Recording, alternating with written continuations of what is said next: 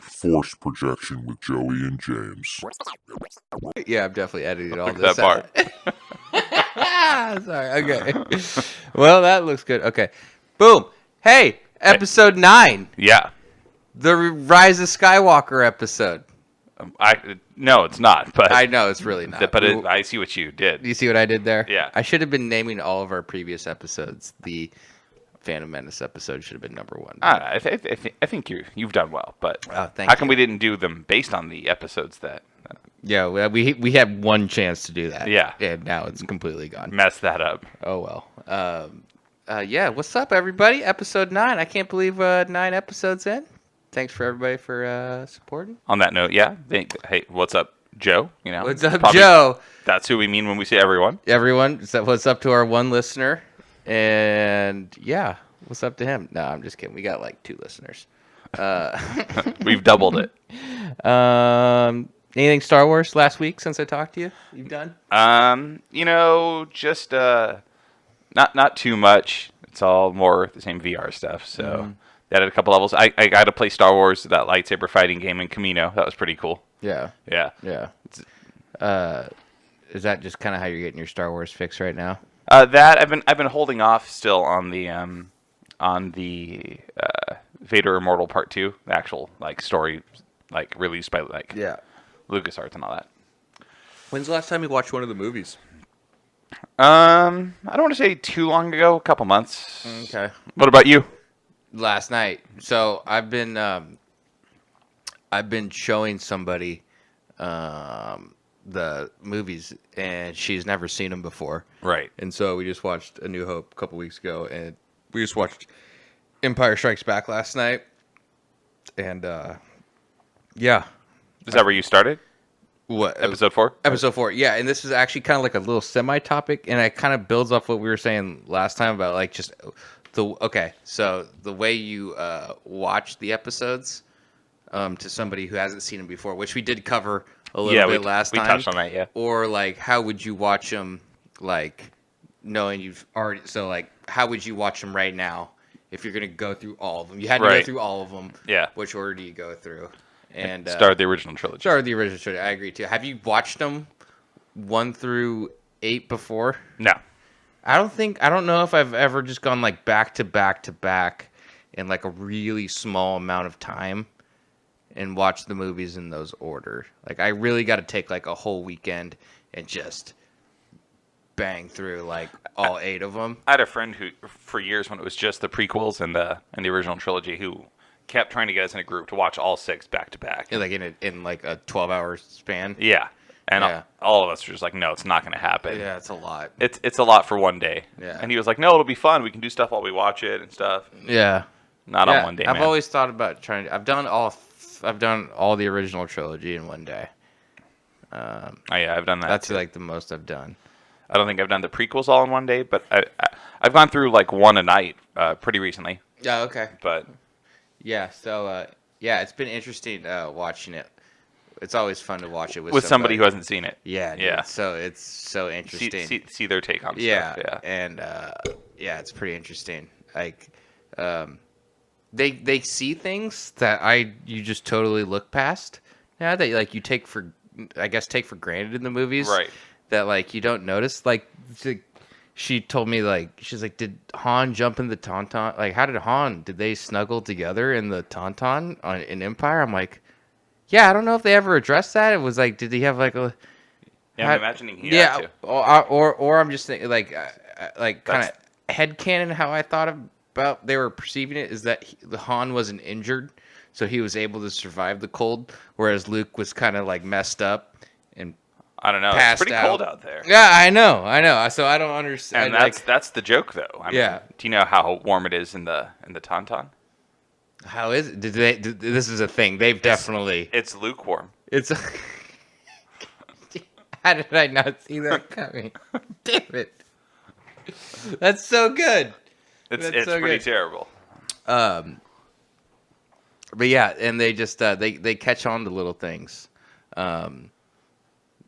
She doesn't know Luke and Leia are brother and sister. Yeah. And it's hilarious. And yeah, so that whole dynamic is cool. And then Did she knew about the twist with Darth Vader though? she said like, wait, she's like, isn't somebody somebody's father? Yeah. Like she didn't really like she you know, it's been out there. Yeah. Everybody, even if you haven't seen the movies, you kind of like know. Yeah. That this, Almost 50 years now. yeah. So so she I guess 40 years. yeah, 40th anniversary is next year. But no, like, you know, if you're so like, if you haven't seen it, you don't really know or how it's gonna happen. So I just kind of like, yeah, she was right. She's like, she knows. She isn't somebody's father. I just let it go, and just like, okay, you'll find out. And like, yeah. So it was very interesting. Still good how they hold up. Oh yeah. And like I wasn't like I didn't like when the Wampa came, because it's obviously we're watching the special editions, and so when I didn't like stop and be like, by the way, this is new. Like I didn't even bother. I just let him like take it in, you know, Yeah. without trying to like be like, oh, that was added in, Right. Of you course. know, Yeah. like so. Anyway, yeah, it was good, man. It was good. It's I think I put it Empire third on my list of my favorite Star Wars movies. So okay, we're getting in territory that you don't like going into. Oh, what's that? I mean, we're getting pretty close to episode 8. But dude, do you care that my favorite episode or my second favorite episode is episode 8? If you put Empire behind it, I think I'll probably care. Okay, well I do. Oh my gosh. I do. I know. It's okay. I'm still a person. What's I'm still a person, James. I'm watching my Star Wars credibility fly away. No man, it's so split right now. Like half the people like think I'm garbage for putting it on the very bottom of everything. Dude, I don't understand. I just don't understand the hate.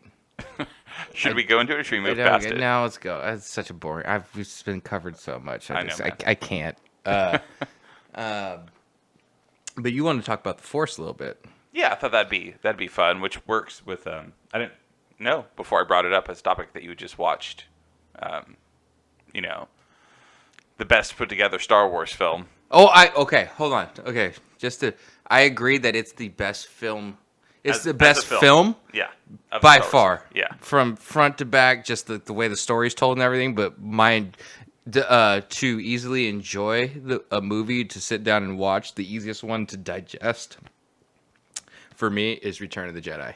Yeah. It's not as deep. You don't have to like emotionally commit. Yeah. I want to.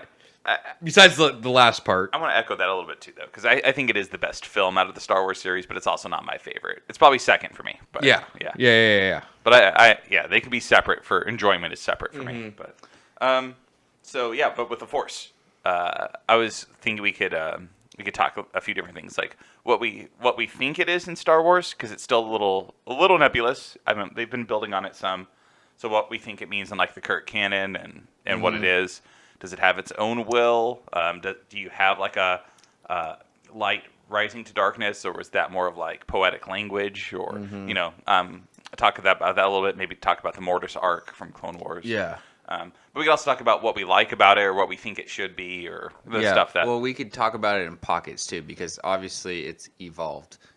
Yeah. As it's gone, because in the original trilogy, when it was just that, was a totally different thing, and then you're talking about the Mortis trilogy, and Clone Wars, which blows it to a completely different dimension. Right. And then you have the prequels where you talk about midichlorians. And yeah, I like...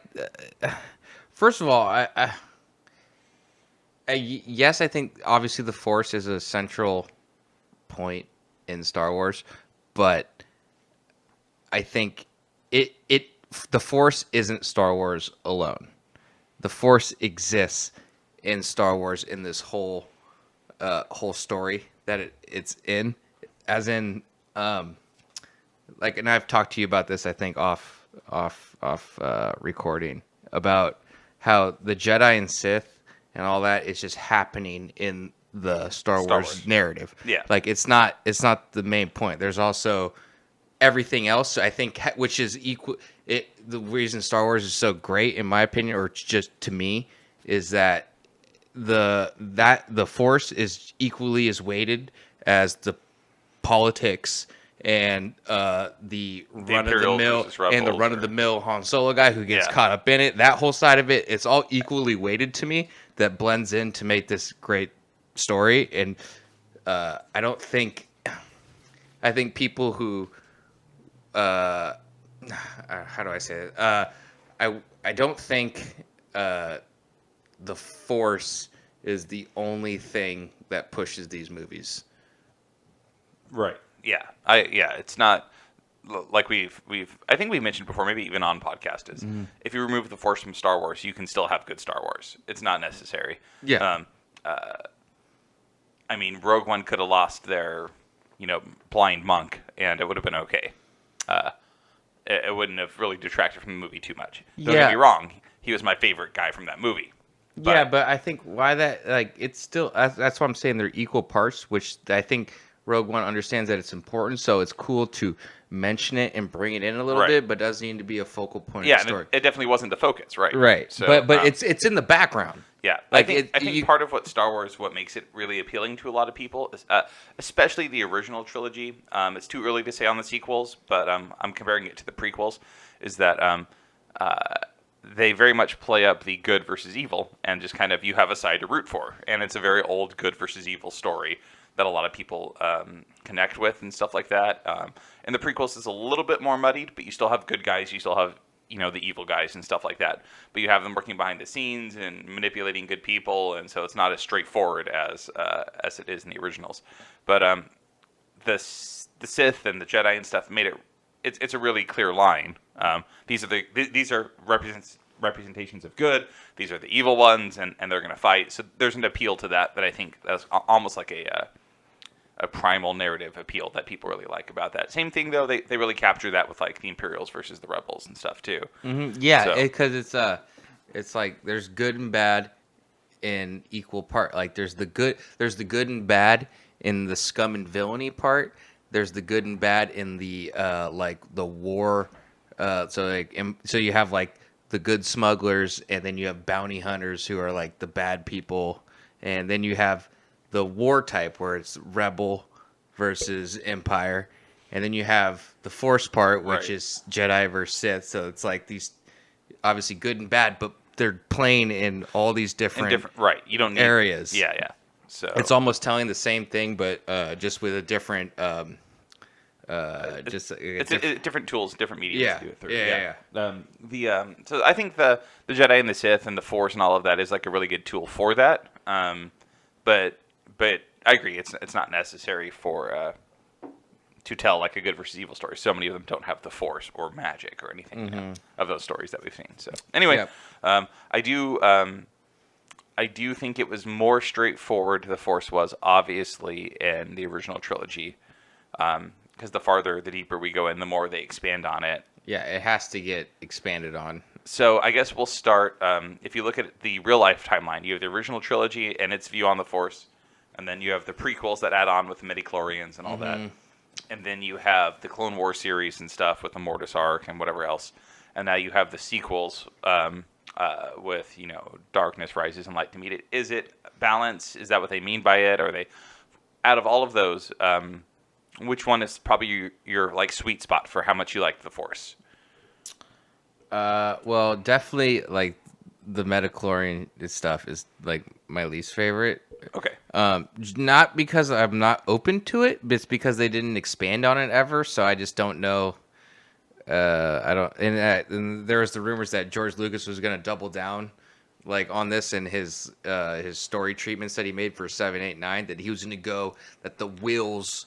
Yeah, were controlling the midichlorians, and he was going to double down on this and expand. So that could have been interesting, but that's not what happened. So I'm not going to just sit here and say, what it could have been, it should have been this. Right. So because it's just a waste of time. Or it's not a waste of time. I mean, it's fun to talk about, but it's just not what happened. I'd rather focus on what actually happened than talk about what didn't happen. And for the prequels, the midichlorians and stuff would be a part of it, but it also their idea of balance of the Force, and balance being balance is when evil is destroyed. It's not like a balance of good and evil.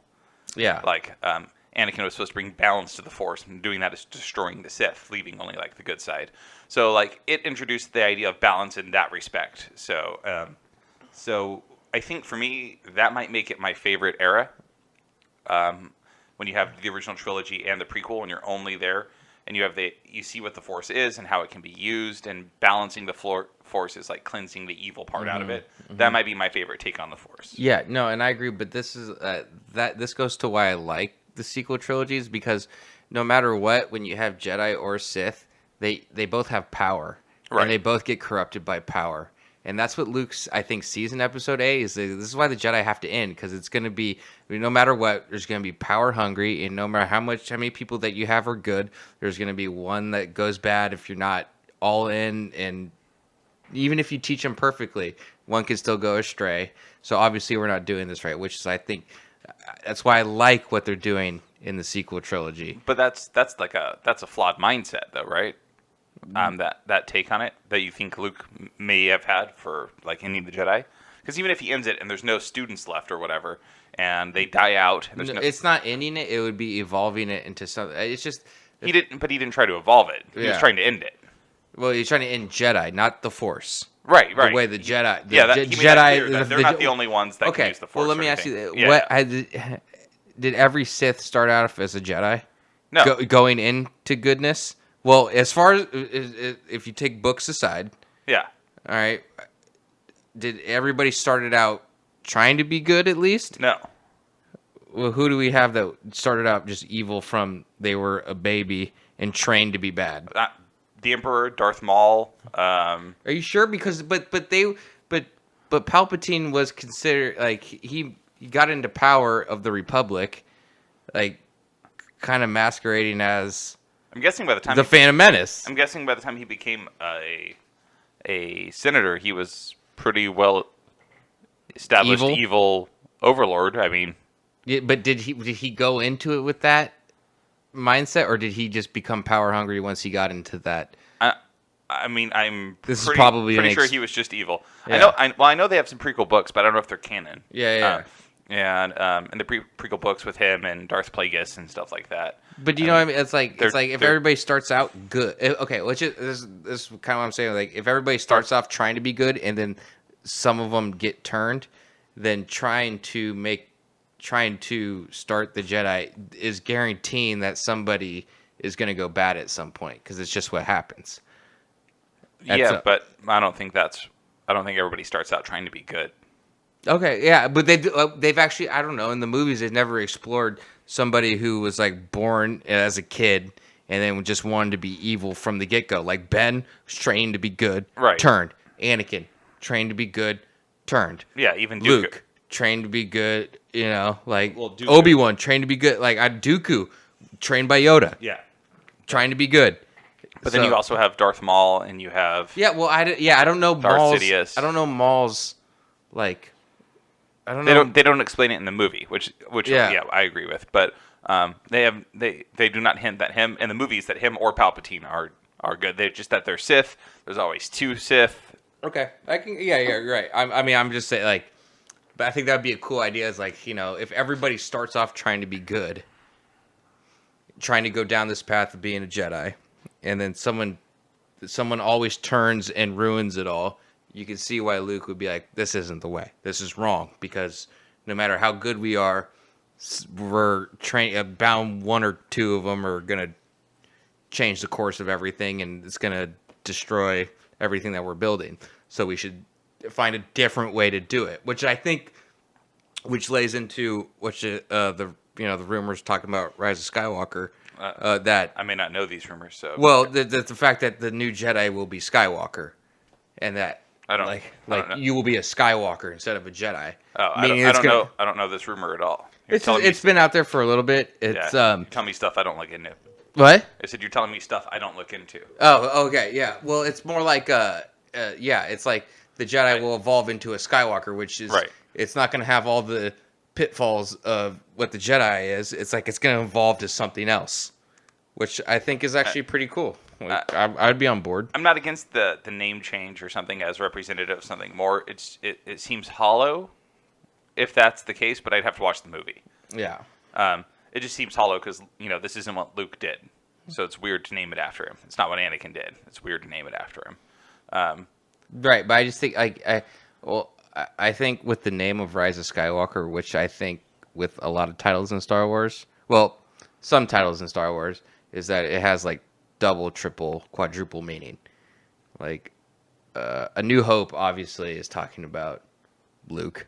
Luke and The rebellion. And the rebellion, yeah. Yeah, but like if you do the Rise of Skywalker, like is it Rey becoming a Skywalker? Is it the Jedi becoming? Is it Ben changing to be because he's a Skywalker technically?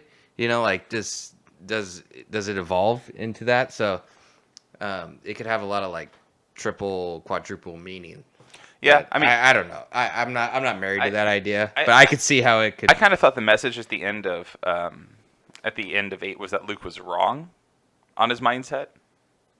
Well, no, I think Luke. Yeah. Well, yeah. Luke failed. Yeah, He feels like he failed Ben, and he needed to. But I felt like his mindset. I felt like his mindset was proven wrong Yeah. of ending the Jedi. Yeah.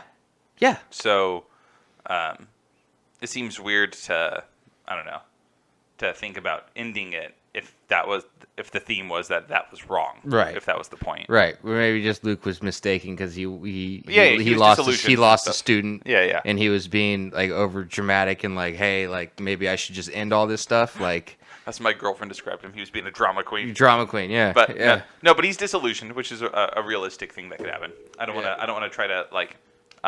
My point was not to go too deep on my thoughts on the movie. I was just, as far as the Force is concerned, if he's wrong and the Jedi do need to continue, if that's kind of the point, then I don't know about. I mean the Jedi Order seemed like, man, I don't know how to describe it. The best blueprint there is. Like we're all flawed people just based on being like conscious beings. And I mean, this is the most like you could literally copy the Jedi Order, and if you got the same results that it did, you would be at like 99.999% chance of success. It obviously failed and blew up, but depending on who is talking about it in the movies, you either had 1,000 years of peace or you had 1,000 generations of peace, which is just forever. Right. It blew up at one point, but you have that long where it's still really good. So it still seems like an overall, like it's a really successful system. Yeah, but is that how they look at it in the context of characters in those movies? Oh, Like, of course not. Yeah, No, it's too recent. So Yeah. they're gonna look at the failure part, Right. and how they can improve it, which they probably should. Yeah. I just think that the idea of instead of tweaking it and then just making it better, throwing it all away seems like really weird when it was so successful. Right. I think that's a cool way to look at it though, is because you got to look at it as like they're in the moment, and it's a cool way to look back, like to look at all the history and figure out like what's like I just to compare it to like today's like climate, like politically, like we think it's like the worst it's ever been, which in some aspects it is, right? But there's a God, but it's also as good. It's also better than what people like. A lot of things are going very well. Yeah. Even though it seems like it's like really bad. Sure. Which I think like that's how Luke is looking at it now. Like he might be like, this is awful. This is the Jedi need to end. It's like terrible.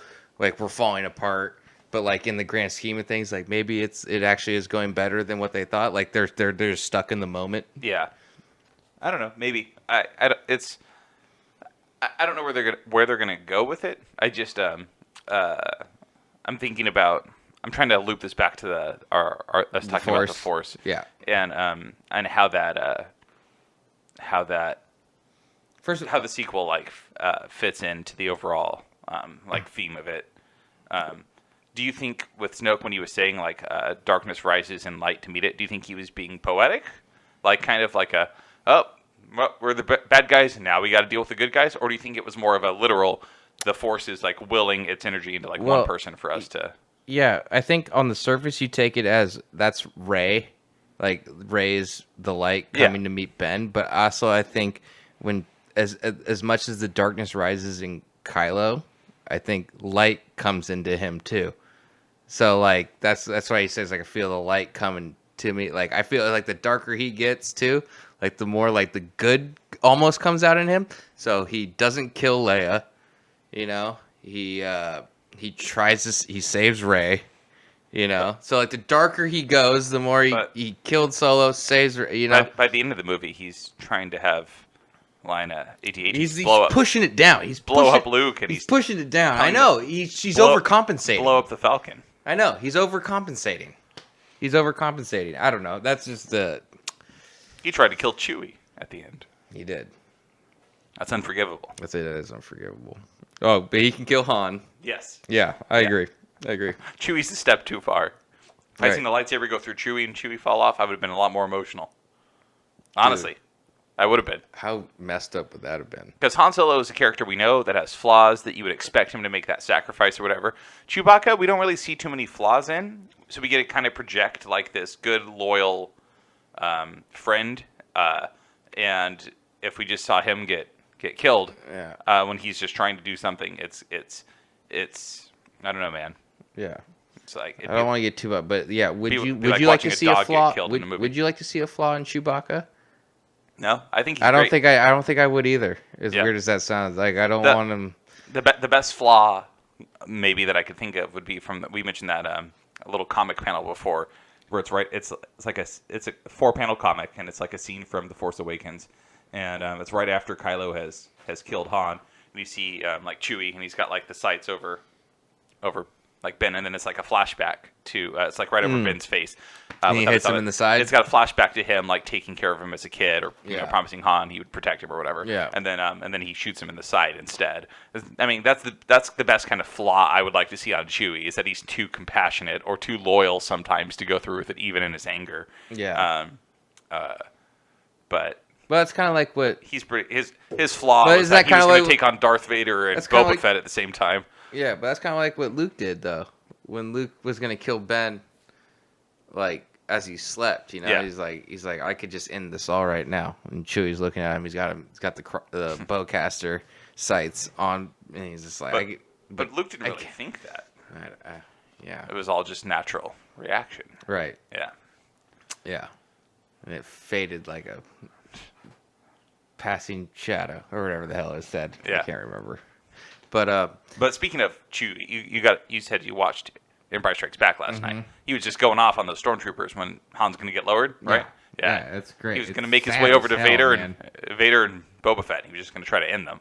It says, "Hey, this isn't going to help me. This isn't help, dude. It's so sad. Yeah. It's such a great scene, dude. The one thing I noticed about that scene is just the color palette that they used in the shots. Yeah. On that, it's crazy that how they did it. Every time I watch the scenes, in Empire Strikes Back, I'm like, this is filmed crazy. Yeah, dude. It's the people talk about the cinematography of the sequels being really good, and I think they're fine. They're good, but I don't want to say that the original trilogy was better, but there's something about The Empire Strikes Back that was just magic on everything it did, just the colors and the shots and everything. Yeah, and I also think it has something to do with the time it was shot too, in the the new stuff looks new, everything else looks new, and the stuff in the 80, when it came out in 80, it just looks kind of archaic, but I mean that in a good way. Yeah,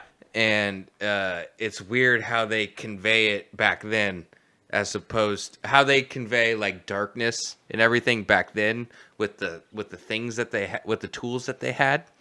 As compared to now, when it's all with all computer stuff. Yeah, I think because they used to use a lot of weird junk parts for stuff that they would find in junkyards. I think there's like I forget what it is. There's for the head of one of the droids or something.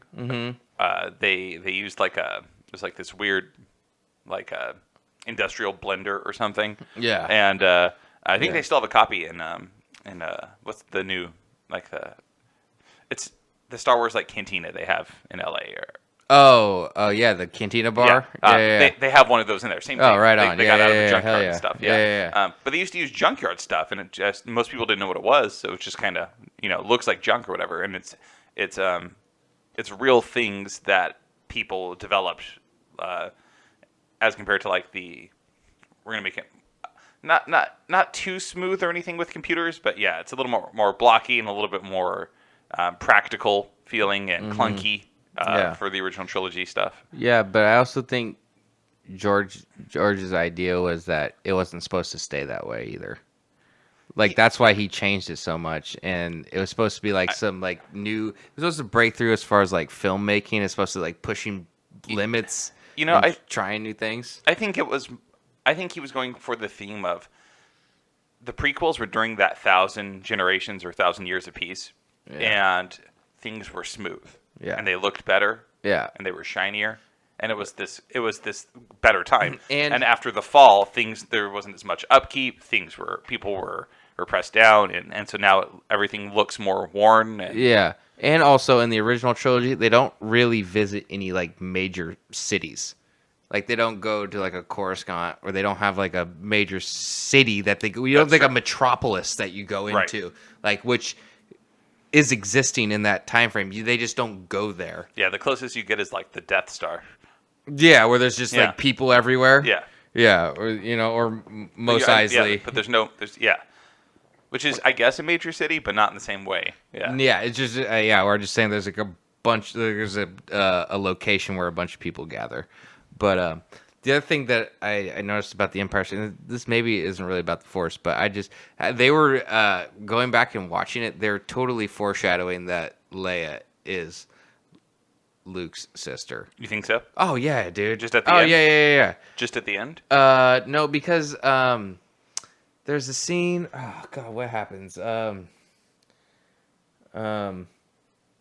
say I don't know. They're it's during the training with Luke, and then they cut to Leia, like after certain scene. God, I can't remember off the top of my head what it was, but it was like I was like, oh god, they're and like the Danny who I was watching with, she had no idea that like it was. I was like, but watching it, then I was like, oh my god, they're totally like showing that it's because it cuts to Leia. I don't even know if they had written it in that way at that point. Yeah, I don't know if it was totally meant to be that way. I don't know one way or the other. I'm sure it's out there if it was, but it's pretty interesting because also at the end you have her and Luke connect a little bit, and he calls them back on the Falcon. Well, the whole family's connecting. Yeah, it's Luke's talking to Vader, Vader's talking to Luke, and then Luke's talking to her. Yeah, right. Yeah, which is really good.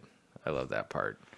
So let's touch on Mortis too, because we haven't really talked about that era too much yet. Have you watched these recently? Not recently, but I have watched them. Me neither. I haven't watched them recently either. There's the father, the son, and the daughter. Yeah. And of course, the son's the asshole. Yes, the son is the evil one. He's the dark side. And if I remember correctly, the son gets out of control, kills the daughter, kills the good. Yeah. And then he kills Ahsoka? And then, no. Ahsoka gets killed, basically, or goes to dark. And then they take the life from the good and put it back into Ahsoka so she can come back to alive or something like that? Yeah. I think I got most of that. And then I'm pretty sure the son ends up killing like the father or something, but that makes him not exist. Basically, I'll ask you that: are you cool with this as far as like expanding on it? Like, does this take away from anything? If it's a Force vision, I'm okay with it. That somehow shared all Force Well, I vision. think it kind of was If- played off like that in the like as they all pass out and they just arrive there. It's nebulous. It's not really. They all remember it. So yeah, the intro is a little weird, and like I said, it's you can interpret it that way. But everyone remembers all the same stuff. Which, if this is a really Force attuned, really strong Force nexus or something like that, okay, maybe that happens. I'm okay with that. So if it's a Force vision, I'm okay with it. If it's actually something that happened, I think it takes away a lot from the Force and stuff by personifying it, literally. So I'm generally not a fan of the Mortis arc because I don't feel like it did too much, even if it's a Force vision. But I'm okay with it if it is. Yeah. But if it actually happened, I think it takes. Does this all go back to like that you explain too much of something, as instead of just letting something be? I think you can in the ether, like just in the background, like I think you can explain a lot. There is a point on almost anything where you can explain too much or show too much. Yeah, but I'm a fan of more things getting explained or introduced. I liked Yoda's training. I was talking about last time how it'd be cool to see like a Sith training or at least a dark side training, comparatively. Yeah. Okay. But I want to touch on that. Yeah. I want to touch on people wanting dark side stuff and like. well, dark side training. Yeah, but just like okay, like I don't think they should ever do a bad focused. A dark side focused show. Like how do you sell that as Star Wars? You make it if it's all evil. You There make- has to be. I mean, you if make- you're telling a story, you make a TV show okay. on There's no good guys in it. on Disney, and it's the story of Vader hunting the rest of the escaped Jedi down. I heard this. I've heard this. Yeah. And he's the bad guy. There's no main good guy plots. But there's gonna be a main good guy that you There's follow. no main good guy. Okay. And he's hunting them down. And you have his interactions with them here and there. You get to have the bad guy, him, actually going through with it pretty much all the time. But there are appeals to Anakin. Anakin, you knew me. Don't do this kind of thing. You get to see him struggle a little bit, but still end up being the bad guy. And you could see maybe his training and development and stuff like that too. So you can kind of sympathize with him a little bit while he struggles, and you can see how certain things he might struggle with more. If they appeal to family, that might make him pause more than if they just appeal to like the Jedi Order. He might be like, "No, you guys betrayed me," kind of thing. And but there has to be like a level of good into it, I think, to make it work. But I think that's why like a Vader series could actually work, because I think if you did that where so you do a Vader series where he's hunting down the last Jedis, right? Or he's hunting down the people who survived Order 66, right?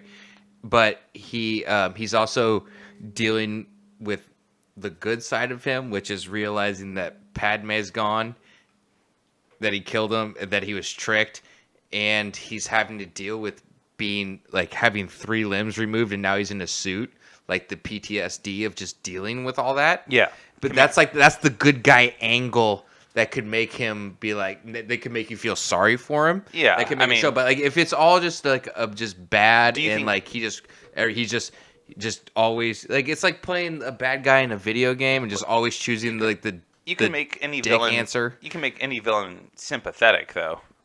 I mean, yeah, but it makes sense for him that way. Like yeah. So I mean, that's what I'm saying though. If you're gonna do a bad guy focused anything story, you need to make them sympathetic in order to keep interest. Really, a one-off. People will watch. If we just watched Palpatine be evil for an episode or whatever, I think people would watch that and they would like it. But they probably wouldn't want a whole show. Yeah, but they're also not going to do a movie of that because everybody knows they're going to live. Yeah, no, I know. I'm giving an example. Palpatine's this evil cackling sorcerer whose ultimate power and stuff. He was great. Which is why I think that stuff ends up always in comics and books. Yeah, so that's why. So you're going to have to play a sympathetic villain if you're going to do this, sure. But you can still make them very obviously the villain of the story. They keep killing the actual good guys. Mm-hmm. He doesn't really falter. That's not his point to turn or anything. Mm-hmm. I guess they could do something with Ahsoka maybe in there at some point if she shows up. Maybe not.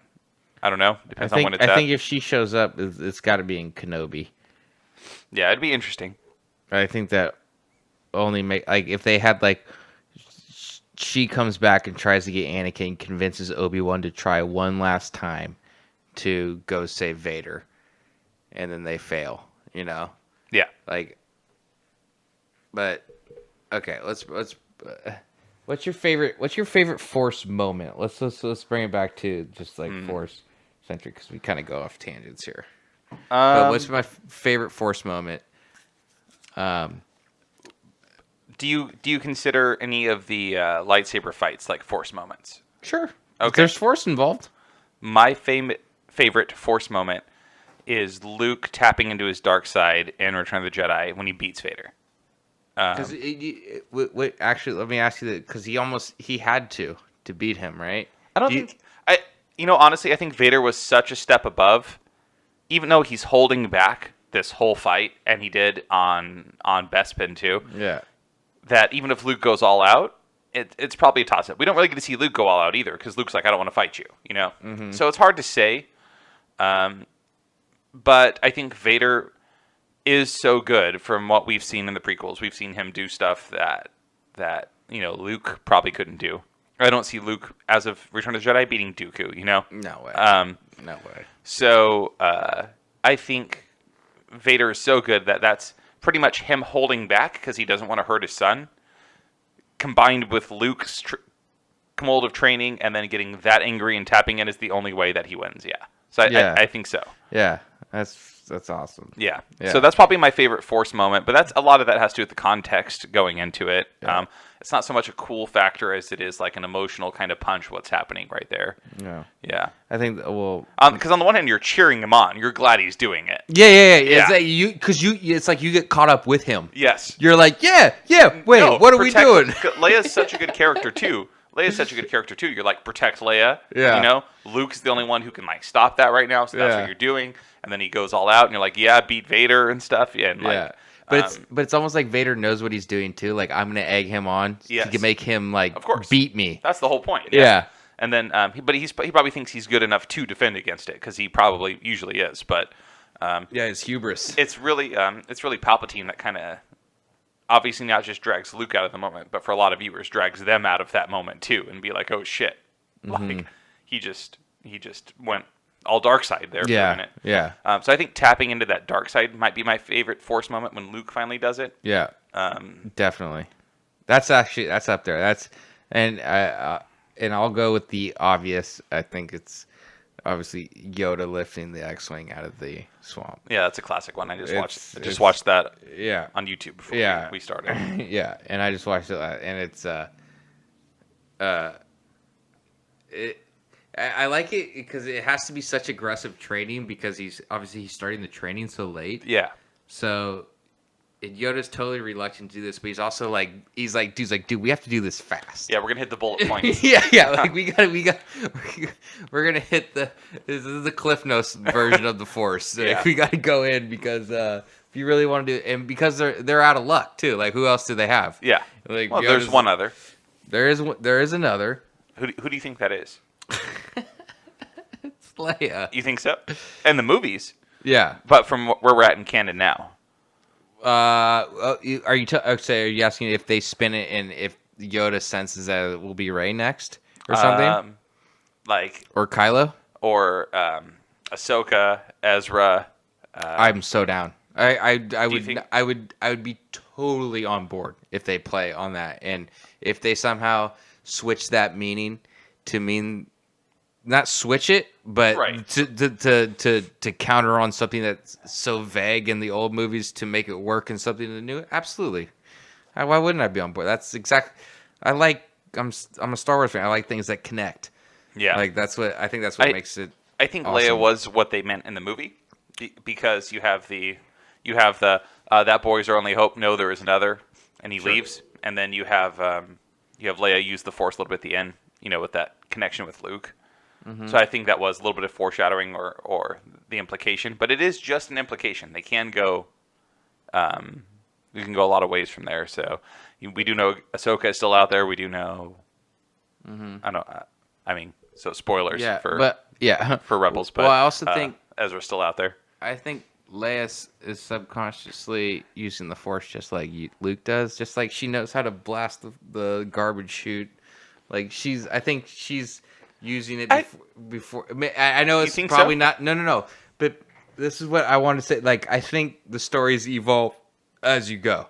Just like George, For sure. when But, as I mean, you're Luke- making movies, Luke was there in that scene too, and he didn't blast it or anything. right? Because she's. I don't think that's. I don't want to attribute that to the Force. I just No, I don't either. But I just think that maybe just like subconsciously, it's something that's in her. That it's Sure. just her personality. I get it. She's a badass. They- She's a badass. Going like, listen, both of you guys are cowards. That's- Y'all know what the hell. I'm gonna get us out of here. Obviously that, but like, yeah. but to go back and play on something that you didn't intend to be the reason. Yeah, It- I think maybe she's more confident. Because she's gotten out of really bad scrapes before, but Oh, and she's in politics, dude. She's like I know. But I really don't want to take away from her character too much when she was just a badass. Like Oh, she, yeah, I'm she not grabs saying- the rifle and just starts blasting away at them. Like, Yeah. It's Well, such no, a great that's it. introduction to a character, really. Yeah, and I'm not saying her using the Force there is taking away from her as a badass character. I'm saying she's tapping into her badassness. Yeah. I'm not saying that's again. It'd be that's like not- if you said, Solo had it turns out he had the Force and that's why he was such a good pilot. I think it takes away from his actual skill a little bit. Wedge, whoever. No, I don't think it. I think that's just a subconscious for anybody that's alive. I think that to bring it back to like the real world is to subconsciously you're tapping into your goodness as a person or your badness as a person, and I think maybe it was 95% Leia, just her personality, but it also happened because there was actually 5% of her was the Force too. She was Force sensitive that gave her that little oomph. But but it was mostly her as a badass. That's exactly what they're trying to do. Apparently she can get pretty strong. She can fly. Yeah, in the vacuum of space, dude. Why do you why you got Leia Poppins? How'd she move herself? Dude, I don't get hung up on this, man. How do you think they've handled the Force in the new trilogy, in the sequel trilogy, man? Depends on the movie. Because I've heard people say that they've lost the Force, like the Force isn't a main thing, but I feel like that's what the whole sequel trilogy's been about. Well, I think the most interesting parts of it so far are the Force stuff, not the Resistance. So I agree. That seems to be like the main thrust of it, which I like. That's my favorite parts of it. Yes, and I'm flipped on the original trilogy. Actually, like I know what you mean. I am way more on The Rebels Empire and the Empire Rebels, yeah. than I am on, and in this one I'm It's more. flipped. Yeah, exactly. Yeah. Do I? I think The Force Awakens handled it well, but not perfect. There's a weird in The Force Awakens. They have that weird like Force vision scene. I didn't like that much, where she gets Luke's lightsaber. I guess Anakin's lightsaber. Mm-hmm. But I didn't like how they handled it too much in Episode 8. But we'll see where it goes. Episode 9 could do a lot of stuff to really turn my feelings around. And it's not that I'm disinterested in it. The Force stuff with Kylo and Rey and Where do you want the Force to go? Do you have? I mean, like again, we don't predictions and expectations on 9 are hard because it's such a open question at the end of 8. It's hard to put what you want. But where do you want the Force to be? Again, I think it needs to tap back into original, just what Star Wars is, which is it's a quarter Force, it's a quarter of the established armies and politics, and it's bounty hunters and smugglers, and it's a quarter of each or a third of each all smashed together to make one epic giant tale. sure. And that's what I hope they go back into. Which I'd like to see them focus on I don't know, the Force just being a tool in a way. I didn't like Qui-Gon's thing on it. A lot of people love it, the living Force and kind of following its will and stuff. That bugs me a lot. You should read or listen to Master and Apprentice, that book, because it taps into a little bit of that. Yeah. How Qui-Gon kind of like he was out there, man. Yeah, no one really agreed with him. Yeah, he was a weird hippie. Obi-Wan, in the book, like he was gonna Qui-Gon was gonna ditch Obi-Wan, like not ditch him, but he was gonna say like I can't train him anymore, and he was gonna be and then Obi-Wan was gonna be the first Padawan to ever be left by his master, because he was gonna get Qui-Gon was gonna get promoted to the Jedi Council, and when you're on the council, he wouldn't have time to train Obi-Wan or something. It was really interesting, dude. It was actually pretty cool. The book had its like ups and downs, but there was actually some pretty cool moments. Yeah. That I think they should tap into a little bit more of that. I don't know. I didn't like the will of the Force thing. I don't like making it intelligent or semi-intelligent. I don't like whenever they get closer to that aspect of the Force. I prefer it's more of just a force. It's not a tool. It's something more than that. It's something more than any of us, and we're all part of it. And that sort of feel is what I like, but not the idea of that it has a plan or it's intelligent or something along those lines. Yeah. Part of why I didn't like the Mortis arc, if it ended up being really happened as compared to a vision. Yeah. Anything that makes it more intelligent or have more of a will itself or something. That's why I think doubling down on explaining the Force is actually probably not the wrong thing, because obviously I'll be open to whatever. Yeah, but you can like, explain it to a degree. But when it's gonna be you're gonna have to sell me like a lot. Yeah, like I mean, if we're going down this line. When we see Yoda explain it, like I'm all on board. You know what I mean? Because you know what the reason why it connects with me is that connects with me like more so than like we look at like religion or something. Yeah. Like I can jump on board with that sort of thinking. Like it's everything. It's living. It's existing. It's connecting with things that are in your actual life that you can think. It's not some book. It's also spiritual. Yeah. But it's not. But you're right. It's not like a established religion kind of thing. But it's luminous beings we are, not this crude matter. Like we're not just people. We're all part of the Force kind of thing. And we all exist. Yeah. So I don't know. But then you explain it too much, and it kind of if you start going too far. Now you're like, hey, it's like this. There's some text and the with George Lucas looping back to what he had thoughts for 7, 8, and 9 with the midichlorians being controlled by the wills and stuff. I think that's probably would have turned out. I think it probably would have turned out poorly, but I think there's room in there for it to have turned out really interesting. Sure. Yeah. Well, I think I think it would have turned about as good as the midichlorians turned out, which is like, okay, like, all right. But like then we find everything else we like in the movies. So why don't we or most fans like midichlorians though? Like why not? Well, I think we were just talking about it just gets too specific. I think starts making it too scientific instead of spiritual. Yeah. I think that's definitely. It's just like you're locking it down to one thing, whereas like the Force, when you talk about it kind of vaguely, you can represent it in your life however you want to, and it's easy for you to put it in that whatever way you want. Yeah. Whereas now, if you start drilling it down, then you're like, okay, well then that totally I better make sure close my imagination on what it could have been. I better go to the clinic and get tested to see if my power level's high enough. Right? Yeah. Yeah, I see what you mean. Yeah. So, what about in episode 8? It's not explicit. This is another view on the Force thing. It's not like specifically good or bad for the movie, but it's another view of the Force thing. It's not explicit, but some people seem to think it implies that if you believe strong enough, you can you're that much better. Which even the original trilogy kind of implies. It's do or do not. There is no try. I can't believe it. That's why you fail when he pulls the X-wing out. But Rey, when she moves all those rocks at the end and stuff like that, you see Broom Kid pull the broom to his hand and stuff.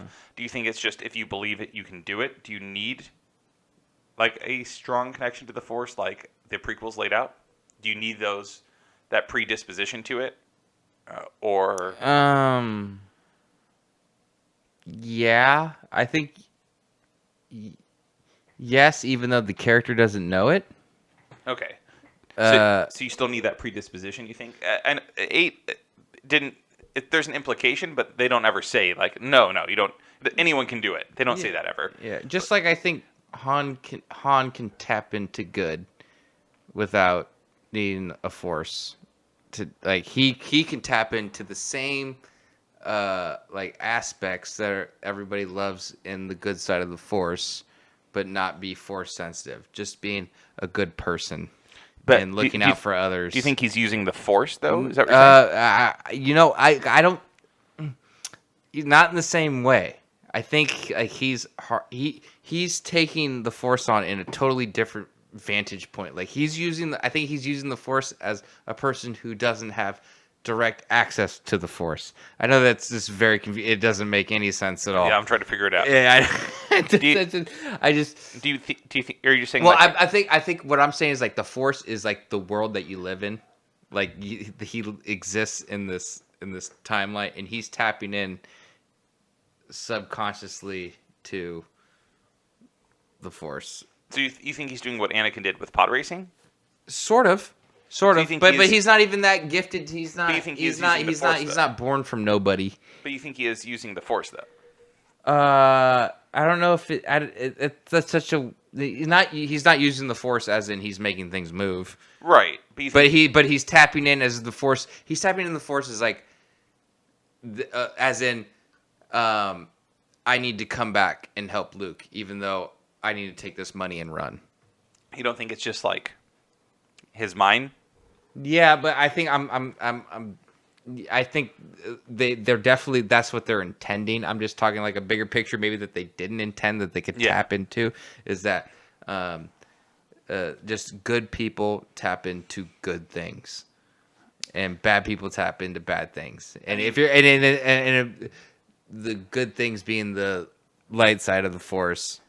I think bad things being the dark side of the Force. I think Episode 8 opened the door for that to be a possibility, and they haven't really said. So I think that might not be ruled out of canon. It might actually end up being the case, what you're describing. But I hope it's not. Well, I mean I don't care either way. I just want the story to be told to me, and I will absorb it however it is. I don't have. Yeah. I'm not going in. The kind of the less people that can use the Force, the more like niche or special it becomes, which. I don't know. Since I write, I think from a narrative perspective, makes it more impactful. The less people you have that can access it. But people are saying like, man, I want 1,000 Sith versus 1,000 Jedi, and I want just armies of both to be fighting each other, and just everybody has the Force. Yeah, that's what people. That's what a lot of people want. That is what a lot of people want. I'll give you that. I think that setting, because they had that in the Old Republic game. The MMO. And the sequel trilogy is doing exactly what you're saying, is that it's only a few people have this thing. Yes, although I do think 8 opened the door for maybe them to go the route you're talking about, where if you believe strong enough, you can tap into the Force. Like, if you may not be able to, move all the rocks around like Rey can. Yeah, but you might be able to tap into it with just, like... And tapping into the Force doesn't mean just moving things and doing Force lightning. No, it's not just lifting a bunch of rocks. But it's also, I'm tapping in the Force to make the right decision here, to be a good person. And it's just like, this goes back to what we talked about in a previous episode, just doing the right thing. It's like just showing that the good people can make good decisions. Yeah. I don't know if I've mentioned it before, on the podcast at least, but I like the Force before when it's not the moral, it's not morality in the universe, and you tap into the good, so you get to draw on the good side of the Force. Yeah, that's kind of what I've been saying. Yeah. Yeah. I liked it more when it in the original trilogy. Again, that's not my favorite part. My favorite part is when you combine it with the prequels too, and its view. But in the original trilogy only, when it was when Yoda's teaching, and it's it's, you use it for knowledge and defense, never for attack and stuff. And you have in Luke and Vader's first confrontation on Bespin, Luke takes the first swing. They're both standing off. Luke attacks first. It's kind of subtle, but when they meet again on the Death Star, I mean, after where Han gets put into the yes, when he gets put, when Luke they're and in that Vader area. face off there in Episode 5, he ignites his saber. they both. I think Vader already has his out, but Luke actually takes the first swing, and Vader blocks it.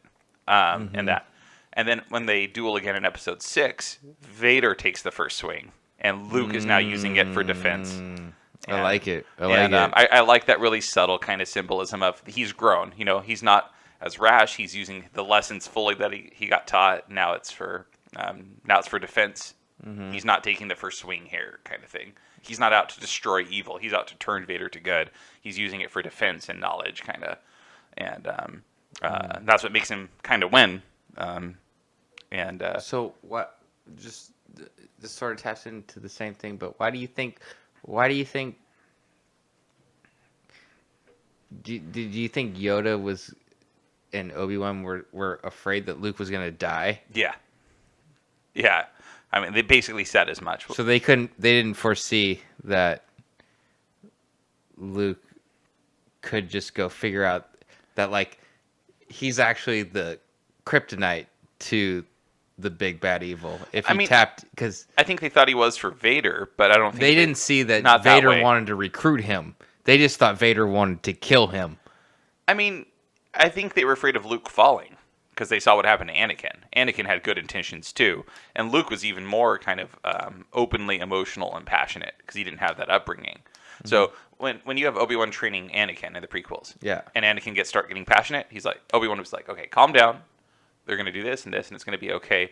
And Anakin would be like, sorry, Master. You're right, Master, kind of thing. And he would chill out. Right. And he might still feel it, but he would chill out. Luke's not that way so much, and they see that. They're like, this is going to be Anakin 2.0. So even if he goes and fights Vader, he's either going to die or get turned, and we're going to double our problems, Right. So I think they were like, yeah, he's the best chance at beating Vader. But also, like, I think they were really afraid he was either going to get stomped. Yeah, but they're telling him that he needs to go see him. Right. Yeah. They're afraid he's going to turn, but also he needs to go face him. But he just not yet. Just not yet. Like, he needed one more movie. Finish your training and get out of that thing where you're so passionate and so down, and he's still pretty whiny in Empire, and get out of that phase. Learn to control your emotions. Learn to make sure it's defense and stuff, and then you have to confront him because either you die, you get turned, or you win. And if you win, that's the only real chance. Who else is going to go fight him? But they thought Obi-Wan and Yoda thought Luke needed to kill Vader. Yes. If you don't, but that's wrong. Yes, they were wrong, which I think is great. I think that's great that the movie touches on that because they're like, he's like, I don't think I can kill my father, and Obi-Wan's like, well, then the Emperor's already won, and that's what they knew had to happen. But they were wrong. Yeah, nobody saw the way that he saw, which was to throw your lightsaber down and say, "Love, I'll never join you." He shows up on Endor and hands his lightsaber over, and then afterward he throws it down, and then he had a really unique view, which is why I think there was part of that backlash from 8, is because you have that really unique view, and it feels like it's getting pulled out from under you. But again, I want to finish because my thought. I think the Kylo and Rey and Luke stuff from 8 were by far the most interesting parts for me, and I really liked it. So I'm not trying to say that I'm getting down on it because of that. I think that's why you have. I'm just commenting on because that was such like a unique take on the Jedi that we'd seen up to that point from the original trilogy, and his unique view was like what saved the day, kind of, or at least saved Vader. Technically, I don't know if it saved the day at all. Yeah. They're going to blow up the Death Star anyway. Right. So maybe you just distracted the Emperor long enough by doing that. But it was the emotional victory, the good versus triumphing over evil through love kind of thing.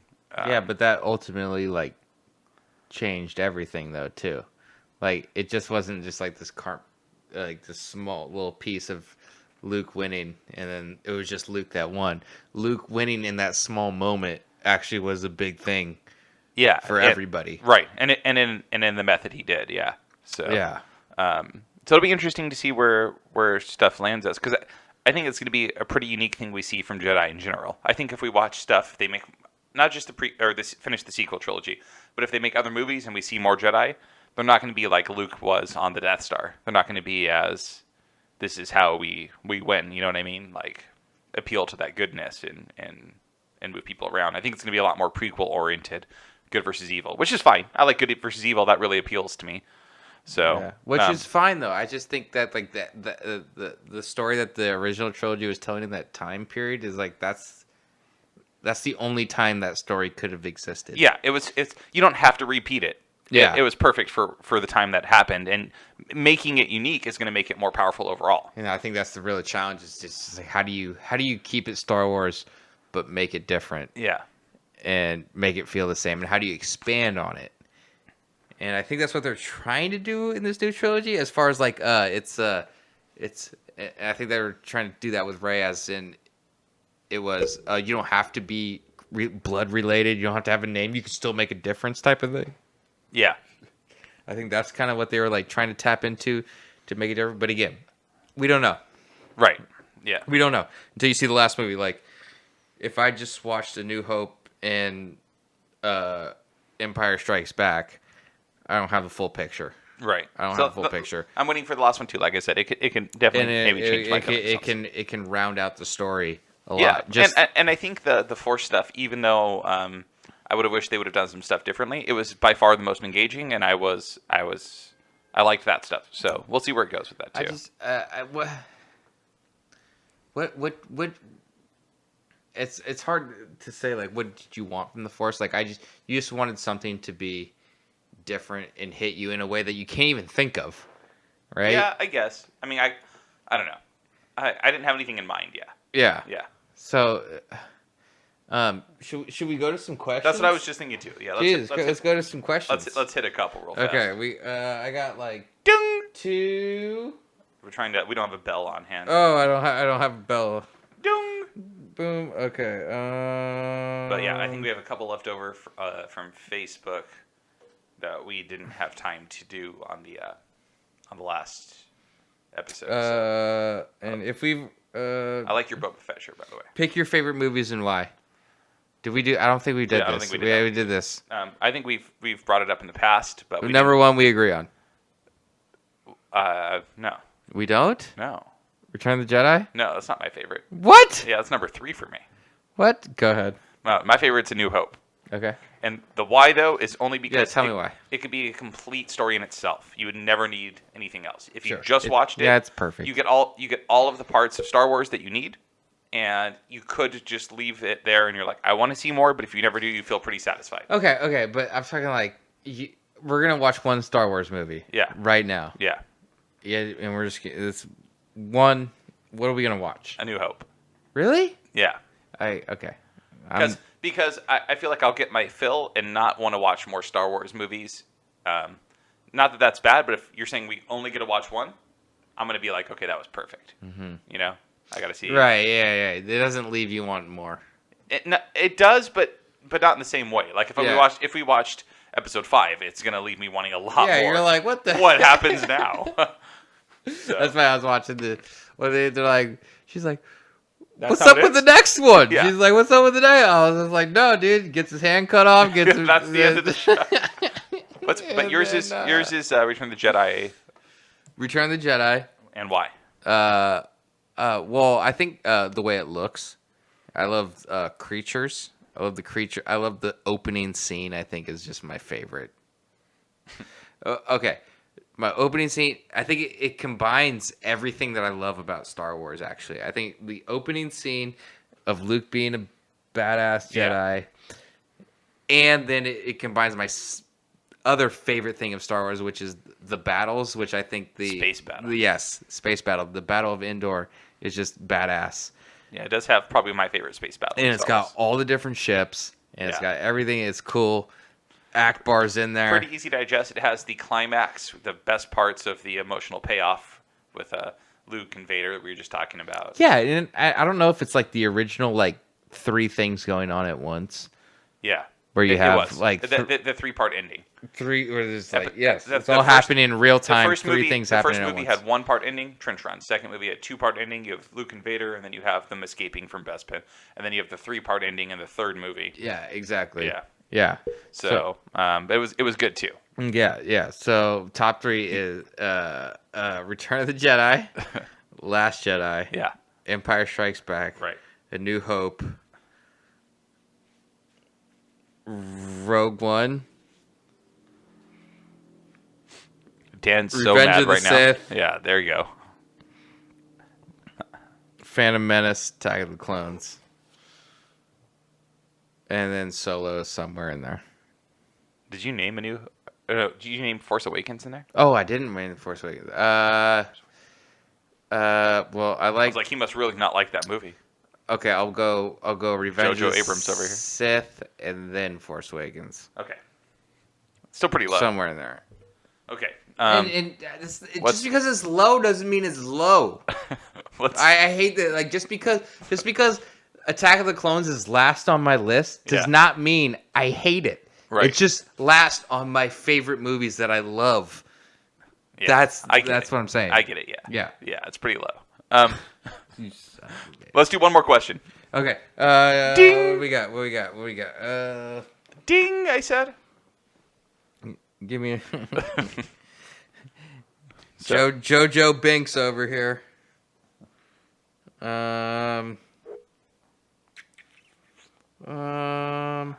That's a good question so far.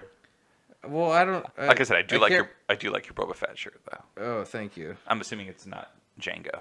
No, this is the Mandalorian shirt, actually. I'm just kidding. I don't know. For all I know, the Mandalorian is Boba Fett still, and they're just lying to us. They wouldn't do that. Is R2 gonna die? We did Yeah, we that. did that one. We did that one. Okay. Let's see what we got. I think there's one in there that we haven't done. Where did is BB-8 actually a dragon's egg, and or Jawas actually really hot chicks under their robes? Okay. From Matt. Oh my god. Okay, so actually, hold on. I'm gonna scratch that question. Thank you, Matt, for doing. But my buddy, our one listener, Joe, insisted that we ask this question is because L3 turned into the Falcon. Yeah. He wants to know this, and I just want to just get this over with. Sure. And so he'll never ask about it again. Will Lando Plug the Falcon. plug the Plug into the Falcon. peg the Falcon?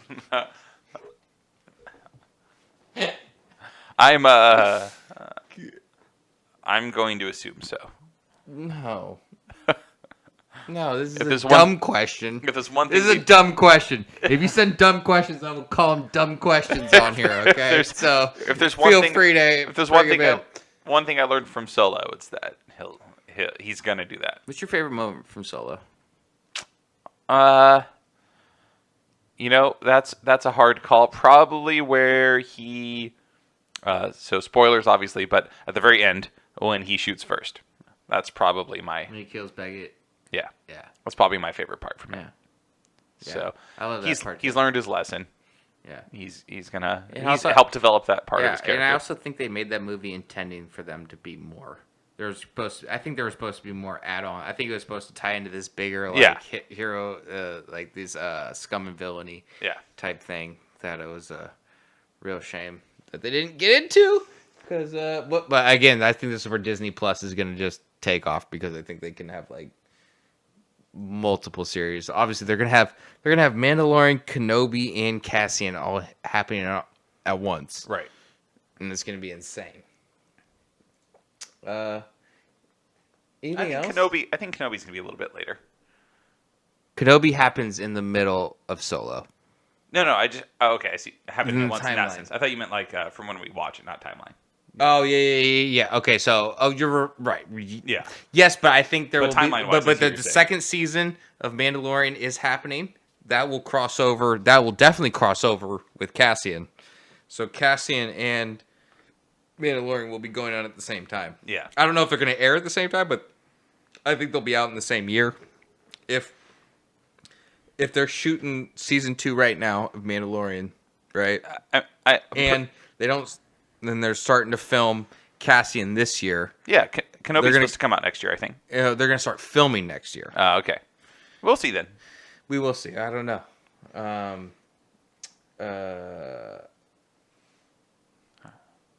think. Is there?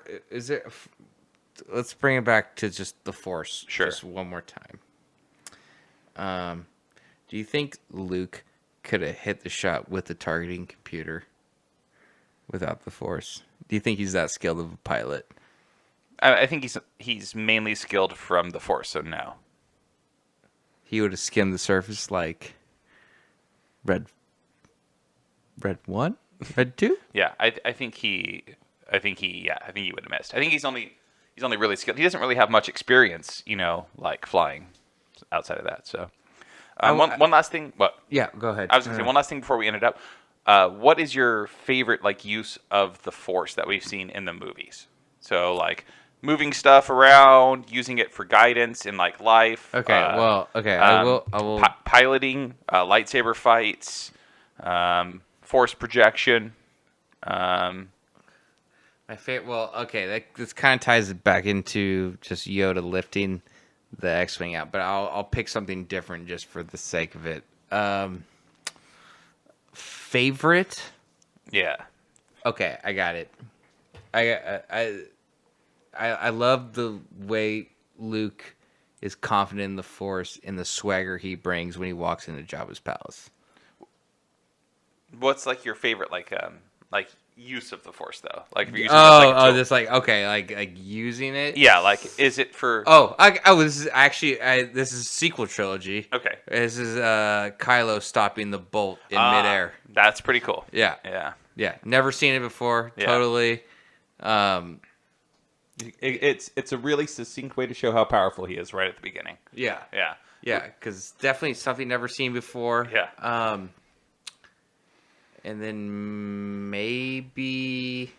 Yeah, it doesn't have to be your favorite scene in it, but your moving stuff with your mind, using it to pilot, using it for lightsaber fight, that kind of thing, reaction time. Is it the Force visions, seeing the future, the will of the Force thing?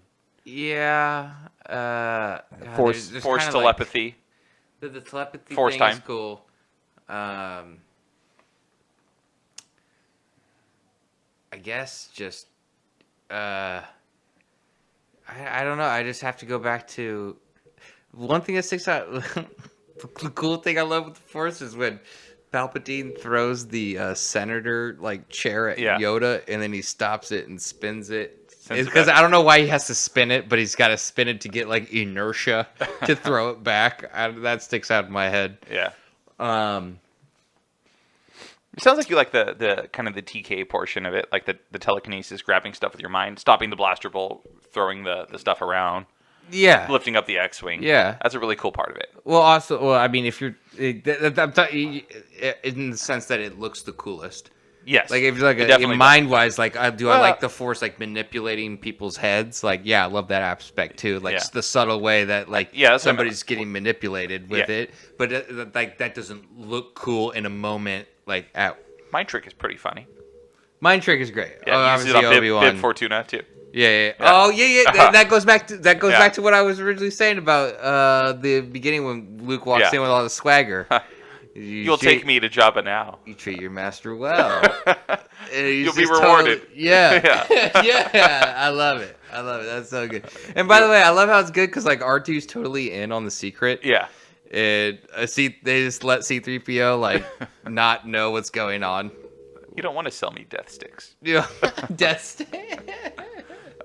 My favorite use of the Force is probably, I really like the Force visions.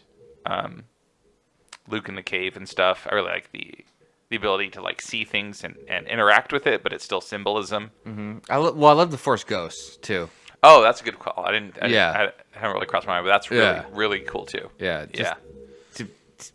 To call from the other side. Yeah, and the other side being yourself, but all part of something else at the same time. And is it the other side when it still exists? Yeah, but they're talking to you they're how I take it, they're talking to you as they figured out something that you haven't yet. Yes. And they're talking to you in this somber way, dude, you have no idea, man. Dude, we're on the other side. When I was trying to think of favorite Force the things that happened, one of the ones that crossed my mind was when Obi-Wan just died when he was fighting Vader. I don't think he got cut in half. I think he submitted to the Force, kind of like Luke did in 8. He just kind of like submitted. Yeah, thinking of that, it's kind of, strike me down, I'll become more powerful than you can possibly imagine. It's one of those you don't understand it yet. Like when you're saying like the ghosts are talking about it, it's kind of like we know something else. Yeah, because I think Vader's looking out on the surface like, I will kill this guy. He gets him out of my way, and I can continue doing it. That's what everyone. And he's not looking at it in a bigger picture sort of way. Yeah, that's what almost everyone is looking at it as. The people who seem to have different views on that are the people that learned to become Force ghosts before they show up as Force ghosts. So Yoda and Obi-Wan and stuff have this bigger picture kind of in mind already. But even though they have it, I like that they end up being wrong. But does Obi-Wan know that Force ghosts are even possible? Like, does he? I think he's talked to Qui-Gon before, so he knows that a Force ghost is a thing that you could go into if I do this. According to canon, that's that actually might be a cool thing to explore in like if they do an original of like the Jedi and Sith. Obi-Wan show though. Like no, I'm just saying like the first person to be a Force ghost to come back and be able to talk with the living, to know like I know things like I thought that was Obi-Wan. Well, it might be Obi. I'm just saying, but like, yeah. I mean, that might be a lost art. Maybe somebody had it before. Yeah, I think somewhere in canon that like Qui-Gon came back and talked to Obi-Wan at some point. So as far as I know on canon, Qui-Gon learned enough that he could get his voice, but not his body.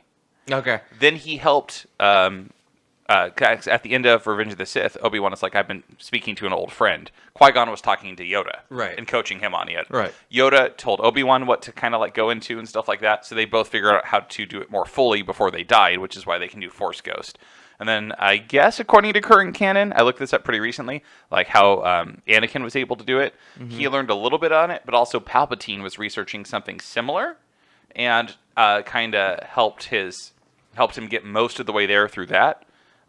So Anakin learned some from Palpatine, and then when he died, I guess like Yoda and Obi-Wan like finished his training on the other side, kind of thing, and that's how he was able to.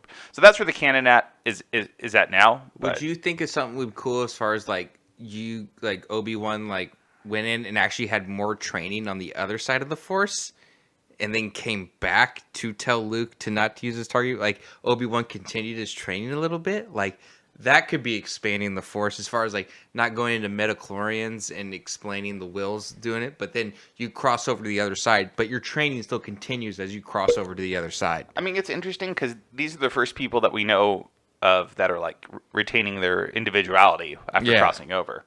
Right. So I think you have this weird mixture of they're one with everything now, but also they're not like hive mind. They're individuals still. Sure. So who knows? I don't know. But in episode 8, Luke tells Rey when he's giving her one of the lessons, he's like, you feel that feeling? That does not belong to the Jedi. It belongs to everybody. So do Force ghosts don't specifically belong to just Jedi. So obviously a bad Force ghost could happen, which I think is a very healthy thing to tap into. I don't think that's what he was implying. I think he was just implying that like the Jedi don't possess this. Fair enough. I think it's just... The Jedi tap into this thing, but it's not theirs. Right. This is something that's part of everyone. This is everything. Right. But I mean, I think we're going to see something like a Dark Force ghost. We saw something similar in one of the animated series, right? We saw like with the witches or something. The Night Sisters. Yeah. So I think we'll see something similar like that too. Yeah. We've already seen something similar, but we should probably wrap it up. Oh my God. Okay. Yeah. We'll just go on forever because we can go on forever for sure. Again, let's wrap this up. You can follow us on Twitter at Force Projection. You can follow me on Twitter at Joey Anderson PDX. Also, you can follow us on Facebook. Just search Force Projection. Please subscribe to us on Apple Podcasts and all other places you get podcasts. That's Stitcher, TuneIn, Google Podcasts, all those. Be sure to leave a review if you like discussion. And yeah, as always, may the Force be with you. JoJo Binks, out.